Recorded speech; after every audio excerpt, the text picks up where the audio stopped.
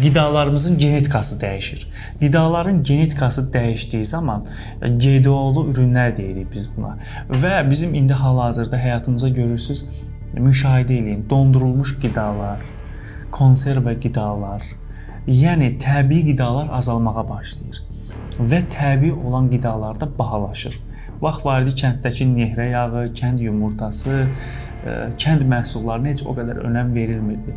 Amma indiki dövrümüzdə görürsüz, o qidaların qiyməti də qalxır, digər qidaların qiyməti düşür və bu biraz daha insan maliyyəsi də zəifləşir deyə məcbur olur genetiki dəyişmiş qidalara yönəlir və genetiki dəyişmiş qidalar da bizim ekosistemimizi, bizim metabolizmamızı, bizim həm dəri metabolizmasına, həm insan metabolizmasına müdaxilə eləyir deyə ona görə bizim ölüm yaşımız da aşağı enir, dəri sağlamlığımız da, dəri yaşımız da aşağı enməyə başlayır. Artıq biz heç bir pasiyenti qınaya bilmərik ki, bu yaşda dərisinə qulluq eləyir, qətiyyən eləməlidir, üstünə də düşməlidir. Çünki biz betonlaşmış və təbiətdən zəif bir şəhər sistemində yaşayırıq. Tək bizim ölkəmiz üçün keçərli deyil, bütün ölkələr üçün, bütün çevrə üçün bu cürdür və mən buna da qatılıram. Genetikası dəyişmiş və ekologiyanın pozulması bizim sağlamlığımıza və dəri sağlamlığımıza böyük bir təhdiddir, böyük və ciddi bir problem yaşadır.